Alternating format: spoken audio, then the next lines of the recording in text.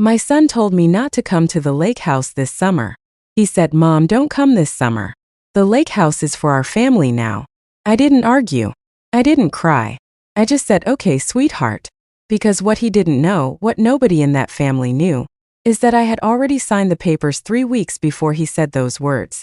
And by the time he finished his sentence, that lake house was no longer his to keep me out of. It was mine to take away. If you've ever been made to feel like a guest in a life you built with your own 2 hands, stay with me to the end of this one, because what I did next I did quietly, legally, and without a single raised voice, and it left my son standing in a driveway that no longer belonged to him.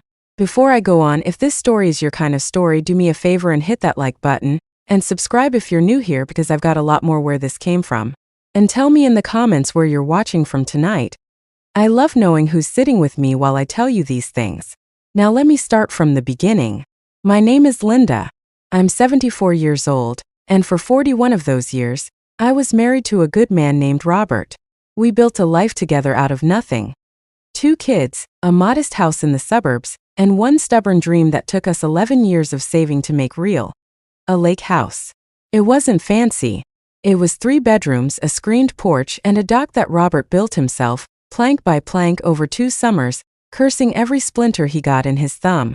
We bought the land when our son was 6 years old and our daughter was 3. We didn't take real vacations most years. We put every spare dollar into that lake house instead because Robert used to say, "Linda, houses come and go, but this is where our family will always come home to." Robert passed 4 years ago. Heart attack, sudden, no warning, no goodbye. And when the funeral was over and the casseroles stopped showing up on my porch, the lake house became the one place where I still felt him. I could stand on that dock in the early morning fog and feel like he was right there beside me, coffee in hand, telling me the fish weren't biting yet. My son, I'll just call him my son in this story because some names don't deserve airtime, took over most of the lake house's care after his father died. He mowed the lawn when he visited. He fixed the gutters one autumn. And slowly, without me really noticing it happening, he started talking about the lake house differently. Not as Mom and Dad's place. Not even as the family lake house. Just his. It started small. Little comments. When I redo the kitchen up there. When I get around to replacing that dock. Not if we, not when we. Just him.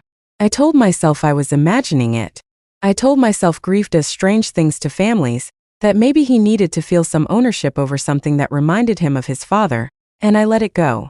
Then came the daughter-in-law. She's a lovely woman in many ways, I won't pretend otherwise, but she has a way of rearranging a room the moment she walks into it, moving my late husband's fishing photos off the mantel, replacing my hand-stitched curtains with something from a catalog, and calling it freshening the place up. I bit my tongue every single time. I told myself it's just a house. Robert is in my heart, not in the curtains. But it wasn't just the curtains. It was the guest room, which used to be my room whenever I stayed, slowly filling up with her sewing machine and boxes marked storage. It was the way I'd call to ask about coming up for a weekend, and somehow there was always a reason it wasn't a great time. A birthday party, a visiting cousin, painters coming through. Always something. I started noticing that I hadn't actually stayed overnight at my own lake house, the one my late husband built with his own hands, in over a year and a half. I'd drive up for an afternoon, sit on the dock for a few hours, and drive the 2 hours home before dark, because nobody ever quite got around to saying, "Stay the night, Mom." Then this past spring I found out through my daughter, my son's own sister, that he and his wife had been telling people the lake house was their place. Not my parents' lake house. Not my dad built this. Just theirs. She'd overheard them describing it that way to friends at a barbecue, like the history of it, like Robert's blistered thumbs and 11 years of saving, had simply been erased. I didn't say anything to my son about it. Not yet. Instead, I did something quieter. I called my lawyer, a sharp, no-nonsense woman named Ellen who had handled Robert's estate after he passed, and I asked her a simple question. Ellen, whose name is actually on the deed to that lake house. And here's the part that made my son's little announcement so much sweeter to receive, once it finally came. The lake house had always been solely in my name and Robert's name, never our son's, despite years of him acting, and eventually speaking, as though it belonged to him. When Robert passed, the property transferred entirely to me through the terms of our will, A fact my son either never fully understood or conveniently chose to forget. On paper, in the eyes of the law, in the eyes of the county records office, that lake house had one owner, me. So back in early June, weeks before my son ever opened his mouth about summer plans, I sat down with Ellen and made a decision I'd been quietly turning over in my mind for months. I decided I was done being a guest in my own life. I decided that if my family was going to treat that lake house like it belonged to them and not to me, then I would simply make that untrue in the most permanent way possible. I put the lake house on the market. Quietly. No family group text. No dramatic announcement at Sunday dinner.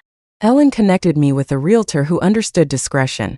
A woman named Bev who specialized in lakefront properties and who, God bless her, moved fast. We listed it the second week of June. 2 showings in, we had an offer. A lovely young family from 2 counties over who wanted exactly the kind of simple, sturdy lake house Robert had built. Solid bones, they called it. They had no idea how right they were. By June 18th, I had accepted their offer. By June 20th, the very day as it turns out, the paperwork was signed and the deal was locked in a 30-day closing window. The lake house that my son had started calling ours without ever once asking me how I felt about that, was already quietly on its way to becoming someone else's. And then 2 days later my son called me. He didn't call to check in on me. He didn't call to ask how I was holding up as another summer without Robert rolled around. He called to tell me not to bother coming up this year. Mom, he said, in that breezy tone people use when they think they're being reasonable, we're going to have the lake house pretty full this summer. The kids have friends coming and honestly it's just easier if it's family time up there. The lake house is for our family now. I remember sitting very still in my kitchen, holding the phone, looking out at my own backyard, and feeling something inside me go very calm. Not angry. Not hurt exactly. Calm. The kind of calm you feel when a decision you already made turns out to be exactly the right one. "'Kay, sweetheart," I said. "I understand." He seemed almost surprised I didn't push back. I think some small part of him was braced for an argument, for tears, for the guilt trip he probably expected from his aging mother. Instead, I just wished him a good summer, told him to give the kids a hug for me, and hung up the phone. He had no idea that his family only had about 4 weeks left to enjoy a lake house that legally, and very soon literally, would not be theirs to use at all. I spent those 4 weeks quietly.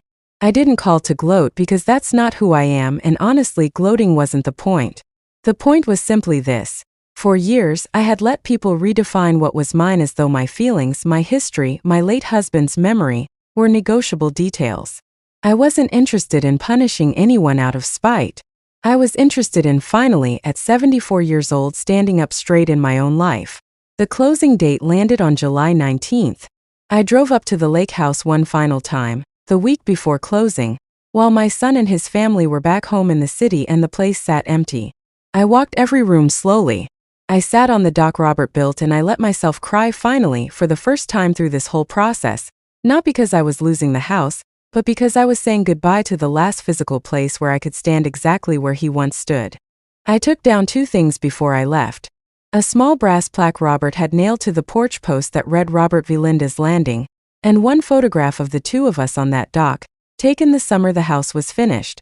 Everything else, the furniture, the dishes, my daughter-in-law's catalog curtains, I left exactly as it was. That wasn't spite either. It was simply no longer my concern. The sale closed without a hitch. Bev called me herself to confirm it, cheerful as ever, telling me the new family was thrilled and already planning their first weekend up there. I thanked her, hung up the phone, and made myself a cup of tea. 2 weeks later, my son found out. Apparently, he'd driven up on a random Thursday to drop something off before a planned weekend with the kids, and instead of the familiar gravel driveway and the crooked mailbox Robert never got around to fixing, he found a moving truck, unfamiliar cars, and a young family unloading kayaks off a roof rack. He called me that evening, and for the first time in longer than I can remember, my son didn't have a breezy tone in his voice at all. "Mom," he said, his voice cracking slightly, "there are people at the lake house. Strangers. What is going on? Did something happen? Did someone break in? Is this a mistake? What?" I let him finish. I let him spiral for a good 30 seconds before I answered calmly, the way I'd rehearsed 100 times in my head without ever meaning to. "No mistake, honey. I sold it. There was a long silence on the other end of the line.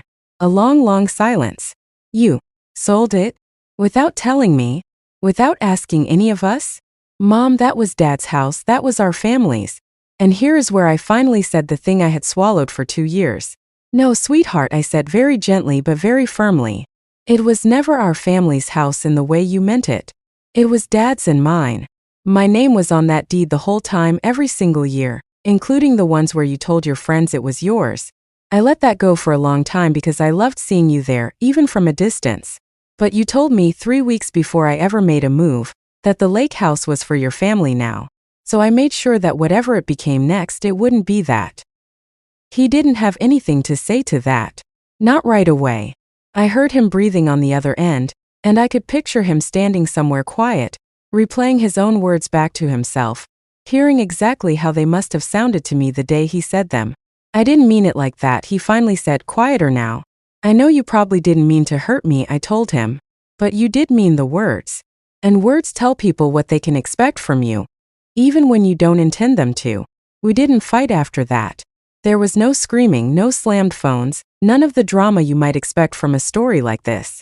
What there was instead was a long, quiet conversation, the first honest one we'd had in years, where he finally admitted that somewhere along the way, after his father died, he'd started treating that lake house like an inheritance he was owed rather than a gift he'd been given access to. He admitted his wife had pushed the our place language more than he'd ever corrected.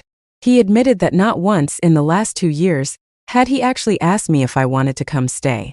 I won't pretend the money from that sale sits in some untouched account gathering dust for symbolism's sake. I used part of it to finally take the small trip Robert and I always talked about and never got around to, 2 weeks along the coast, just me, a rental car, and a lot of quiet mornings with my coffee in the ocean instead of the lake.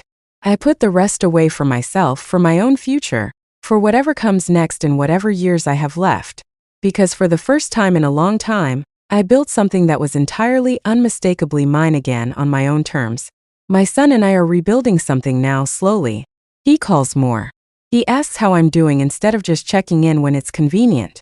Last month he asked genuinely if I wanted to take a little weekend trip together, just the two of us, no lake house required. I said yes. I don't regret what I did. Not for one single day.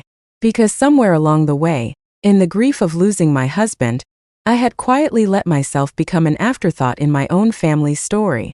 And it took my son telling me the lake house was for our family now to remind me that I still had one card left to play. And that quietly, without a single raised voice, I could remind everyone exactly whose name was on the deed all along. If you've made it this far, I want to hear from you. Have you ever had to take back something that was quietly slipping away from you, without ever raising your voice to do it? Tell me in the comments and tell me where in the world you're watching this from tonight. And if this story meant something to you, don't forget to hit like and subscribe, because I have a lot more stories like this one, and I'd love for you to be here for the next one too. This is Linda signing off for tonight. Take care of yourselves, and don't let anyone quietly write you out of your own life.